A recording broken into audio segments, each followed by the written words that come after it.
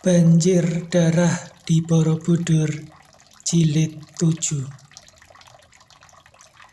Dalam pandangannya, bibir patung itu seakan-akan tersenyum manis. Maka dengan mesra Indrayana lalu menciumnya. Baru sadarlah ia ketika hidung dan bibirnya bertemu dengan batu yang dingin dan kasar. Ia menarik napas panjang lalu berlari cepat menuju ke Gunung Muria. Ia telah memasuki wilayah Mataram ketika seorang pertapa tua menghadang di tengah perjalanannya. Tadinya Indrayana tidak memperhatikan, akan tetapi ketika kakek yang berdiri di tengah jalan itu mengangkat tangan kanannya, ia memandang dan alangkah herannya bahwa kakek itu bukan lain adalah Panembahan Banyumurti, pertapa yang mengganggu pembukaan Candi Lokeswara dengan persembahannya patung Dewi Tara yang kini dipondong oleh Indrayana. Lalu berkata tersenyum, hendak kau bawa kemanakah patung Dewi Tara itu? Merahlah muka Indrayana kala pertapa yang sakti ini tahu akan semua pengalamannya. Tentu ia tahu pula bahwa ia telah gandrung dan tergila-gila kepada patung yang dianggapnya Sang Ayu Pramodawardhani itu. Ini bukan patung Dewi Tara, patung. Dengan ucapan gagap ini Indrayana lalu mengangkat patung itu dan memandangnya. Tiba-tiba matanya terbelalak dan tak terasa patung itu terhempas dari tangannya, jatuh ke atas tanah dan patah lehernya. Ternyata muka patung itu tidak menyerupai wajah Pramodawardhani lagi, akan tetapi menyerupai wajah Dewi Tara sebagaimana yang sering dibuatkan patungnya oleh para ahli seni pahat. Panembahan Banyumurti tertawa. Pandangan mata memang hanya tipuan dan palsu belaka, Indrayana. Engkau hendak pergi ke tempat pertapaan eyangmu, Begawan Ekalaya bukan? Cepat, mari engkau ikut aku ke pondokku. Lekas, betul kan di sana? Tidak ada waktu lagi anak muda, cepat. Ajakan ini sedemikian berpengaruh sehingga Indrayana tak kuat menahan kehendak sendiri. Ia membungkuk, mengambil patung yang telah patah lehernya itu, lalu berjalan mengiringkan pendeta yang sakti itu menuju sebuah hutan kecil. Kedatangan mereka disambut oleh sepasang anak muda elok sekali, yang seorang adalah seorang pemuda sebaya dengan Indrayana, cakap, tampan, dan gagah sekali. Sepasang matanya amat berpengaruh dan tajam, dan dari bentuk mukanya dapat diduga bahwa pemuda ini bukanlah orang sembarangan, melainkan keturunan bangsawan tinggi. Pakaiannya berbeda dengan pakaian pemuda biasa. Bahkan pada tangannya tampak gelang ukiran dari emas. Begitu bertemu pandang, Indrayana menjadi kagum dan juga timbul rasa hormat dan sukanya kepada pemuda itu, dan diam-diam ada juga sedikit perasaan iri. Karena dalam hal kecakapan dan kegagahan, pemuda ini benar-benar merupakan saingan berat. Ketika ia melirik kepada orang kedua, kembali ia tertegun. Orang kedua adalah seorang dara yang usianya paling banyak 16 tahun. Berbeda dengan pemuda itu, dara ini pakaiannya sederhana sekali. Akan tetapi justru kesederhanaan pakaiannya ini makin menonjolkan kecantikannya yang asli dan murni. Seorang juwita yang jarang ada duanya, terutama mulut yang selalu tersenyum manis dan sepasang mata yang bening kocak itu.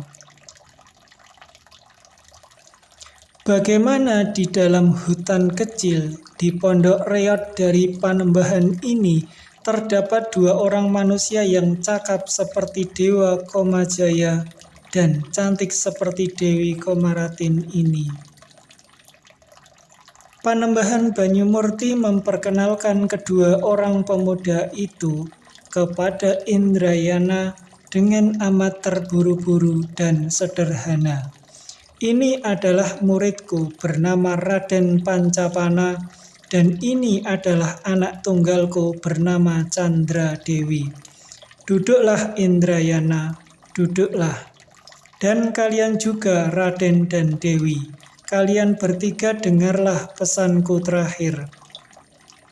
Sungguh pun Indrayana dapat melihat keterkejutan yang tiba-tiba menyerang Dara itu dan juga Raden Pancapana. Namun keduanya dapat menenangkan perasaan dan duduk dengan tenang. Hal ini amat mengagumkan hatinya karena ternyata bahwa kedua orang muda itu telah mempunyai cukup tenaga batin untuk menekan segala perasaan hatinya. Indrayana, dengarlah. Ayahmu dan aku adalah sahabat karib ketika ayahmu belum menyeberang ke Sailendra dulu. Kami berdua sefaham, senasib sependeritaan, bahkan bertapa pun di dalam satu gua. Akhirnya ayahmu mendapat karunia dari Hyang Agung sehingga pandai membuat senjata. Sedangkan aku hanya mendapat karunia sebagai seorang pembuat patung saja. Seperti kau lihat sendiri.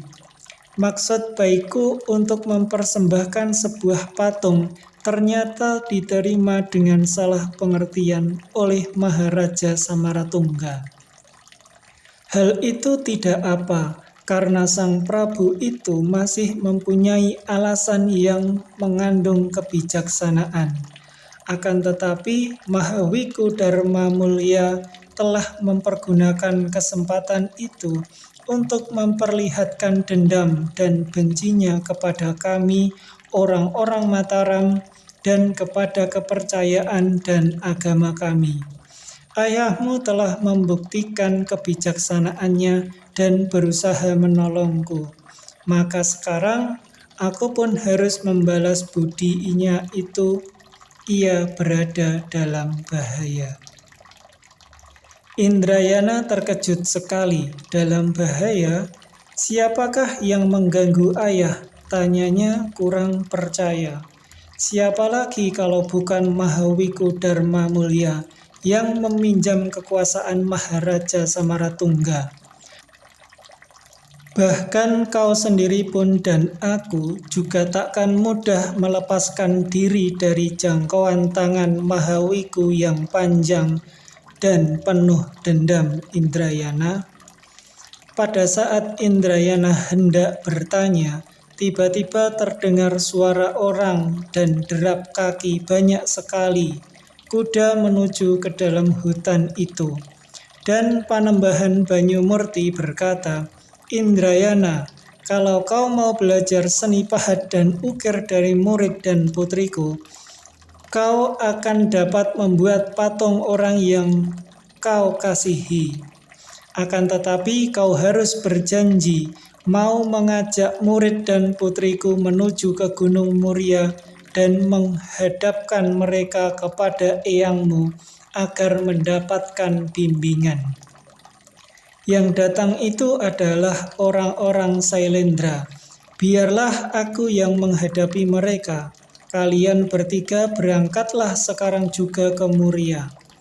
Rama Panembahan. Dara jelita itu berseru sambil memandang kepada ayahnya. Jidatnya yang bagus itu berkerut dan matanya memandang ragu. Panembahan Banyumurti menghampiri putrinya dan mengelus-elus rambut anaknya yang hitam, halus dan panjang itu. Dewi, bocah ayu, jangan gelisah. Kau pergilah dan ikut kedua orang pemuda ini, pasti akan selamat. Rama Panembahan, aku lebih suka mati di sampingmu daripada hidup jauh darimu, Rama.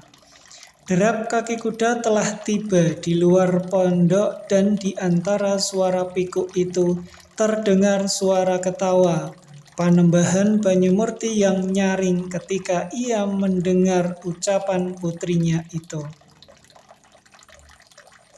Anakku yang manis, anakku yang denok, siapa kau mau mati di sampingku? Kita takkan mati, nak, sebelum Hyang Yamadipati mengulurkan tangannya. Jangan rewel, engkau pergilah. Raden Pancapana, tolonglah kau jaga adikmu si Dewi yang nakal.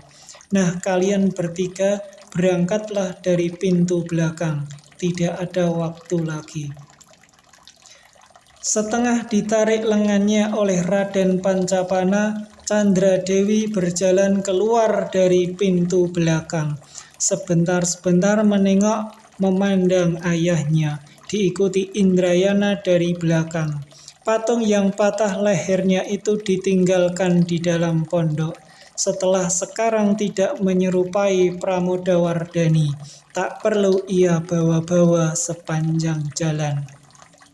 Banyumurti dan Indrayana, menyerahlah sebelum kami menggunakan kekerasan, terdengar Mahawiku Dharmamulya dari pondok luar. Ternyata bahwa Mahawiku itu datang sendiri memimpin pengejaran dan bersama dia ikut pula seorang pertapa berjubah kuning yang berkepala gundul dan bertubuh tinggi besar bagaikan seorang raksasa. Memang dia ini bukanlah seorang Jawa, akan tetapi adalah seorang pendeta Buddha yang datang dari tanah Hindu dan bernama Wisananda. Pendeta Wisananda ini baru beberapa bulan berada di kerajaan Sailendra dan ternyata bahwa selain dia pandai sekali dalam hal pelajaran agama Buddha, juga memiliki kesaktian yang tinggi dan memiliki pula ilmu sihir dan gaib yang mengagumkan orang. Mahawiku Dharmamulya segera menghubungi dan mendekatinya. Sehingga sebelum pendeta dari tanah Hindu itu kenal dengan orang lain, telah menjadi sahabat dan pembantunya yang amat setia. Mendengar seruan Mahawiku Dharmamulya, Panembahan Banyumurti lalu keluar dari pondoknya sambil membawa arca Dewi Tara yang patah lehernya itu. Ia tersenyum menghadapi Mahawiku Dharmamulya lalu berkata, Dharmamulya, engkau datang mau apakah? Apakah engkau hendak mengambil patung ini? Akan tetapi harus kubikin betul dahulu karena lehernya patah. Sambil berkata demikian, kedua tangan pendeta ini bergerak memasang kepala patung yang patah itu pada lehernya. Memencet-mencet dan mengelus-elus sebentar, dan patung itu telah menjadi lebih baik kembali. Panembahan Banyumurti lalu meletakkan patung itu di atas tanah dan berkata, "Nah, sekarang sudah baik kembali. Kalau hendak kau bawa, bawalah." Terdengar seruan kagum, ahli patung yang luar biasa. Biarpun seruan itu diucapkan dalam bahasa Hindu, namun Panembahan Banyumurti yang sudah kenyang mempelajari kitab-kitab Weda, tentu saja dapat mengerti. Maka ia tersenyum sambil memandang kepada orang yang mengeluarkan seruan memuji itu. Ternyata bahwa yang memuji itu adalah Wisananda, pendeta Buddha dari Hindu itu yang merangkap kedua tangan memberi penghormatan kepada Banyumurti. Di negerinya, ahli pembuat patung amat dihormati, baik oleh pendeta pemeluk agama Hindu kuno maupun oleh pendeta-pendeta Buddha, dan dianggap sebagai seorang yang amat tinggi kedudukannya, sejajar dengan para pendeta tinggi dan amat dihormati. Akan tetapi pada saat itu, Mahawiku Dharma Mulya melihat berkelebatnya ketiga bayangan orang-orang muda melarikan diri dari pintu pondok sebelah belakang. Nah, itu dia si pemberontak Indrayana, tangkap. Beberapa orang perwira segera menyerbu dan berusaha menangkap Indrayana. Akan tetapi, belum sempat mereka menjatuhkan tangan, Indrayana telah mendahului mereka dengan gerakan kaki tangannya, sehingga 3 orang perwira yang menyerang di muka bergulingan mengaduh-aduh. Para perwira dan tamtama segera mengepung dan menyerang bagaikan semut. Akan tetapi kini bukan hanya Indrayana yang menyambut mereka, juga Raden Pancapana membantu Indrayana menghadapi para pengeroyok itu. Melihat sepak terjang Raden Pancapana yang sekali bergerak saja sudah menjatuhkan 5 orang pengeroyok, terkejut dan kagumlah Indrayana. Tidak saja dalam ketampanan dan kegagahan, juga dalam ilmu kepandaian dan kedikdayaan. Kesatria ini ternyata tidak berada di sebelah bawah tingkatnya. Ia makin gembira dan bersama Raden Pancapana lalu mengamuk. Para pengeroyok dianggap tumpukan rumput kering saja. Sekali dorong roboh bergulingan, sekali tendang cerai-berai dan simpang siur. Candradewi hanya berdiri menonton, dan sepasang matanya yang indah itu bersinar gembira, memandang kagum kepada Indrayana tanpa diketahui oleh yang dipandangnya.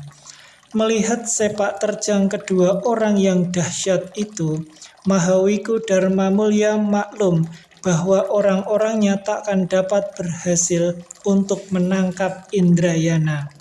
Maka ia lalu berkata kepada pendeta Wisananda, "Saudara Wisananda, harap kau suka mengulurkan tangan membantu kami dan menangkap pemuda itu." Ia menuding ke arah Indrayana. Dia adalah seorang pemuda yang telah menghina Sang Prabu dan berani menghina Candi Lokeswara yang kita bangun. Panembahan Banyumurti memandang tajam, dan alangkah terkejutnya ketika ia melihat tubuh pendeta Hindu itu berkelebat, dan tahu-tahu pendeta Wisananda telah berdiri menghadang perjalanan Indrayana. Raden Pancapana dan Candradewi. Di tangannya terdapat sebatang tongkat panjang yang entah dari mana diambilnya. Melihat gerakan pendeta asing ini, Indrayana dan Raden Pancapana terkejut dan maklum bahwa mereka berhadapan dengan seorang pendeta berilmu tinggi. Maka kedua orang muda itu lalu mencabut keris pusaka masing-masing dan menyerbu ke depan. Akan tetapi sambil tertawa, Wisananda menggerakkan tongkatnya menangkis, dan sekaligus kedua keris pemuda-pemuda itu beradu dengan tongkatnya yang ampuh. Indrayana dan kawannya terkejut sekali ketika merasa betapa telapak tangan mereka perih dan panas sekali. Sebelum mereka hilang kagetnya, tiba-tiba tangan kiri Wisananda menyambar dan sehelai tambang berwarna biru meluncur dari tangan kiri itu ke arah Indrayana. Pemuda ini mencoba untuk menangkis, akan tetapi begitu lengan kanannya bertemu dengan tambang, tahu-tahu tambang itu terus melibat bagaikan ekor ular dan sebentar luar biasa itu. Indrayana mengerahkan tenaga dan kesaktiannya, akan tetapi ia tak berdaya. Tambang itu terlalu kuat dan mempunyai daya yang mukjizat, sehingga makin keras ia memberontak, makin erat pula ikatan pada tubuhnya. Raden Pancapana hendak menolongnya, akan tetapi tongkat Wisananda berputar cepat dan mencegahnya mendekati tubuh Indrayana yang telah terikat erat dan tidak berdaya itu. Sehingga Pancapana terpaksa mundur lagi sambil menangkis dan mengelak dari serangan tongkat yang amat cepat dan berbahaya itu. Tiba-tiba nampak bayangan yang amat cepat berkelebatan dan terdengar bentakan. Wisananda, jangan engkau menghina anak muda. Kalau engkau mempunyai kepandaian, lawanlah aku sama tua.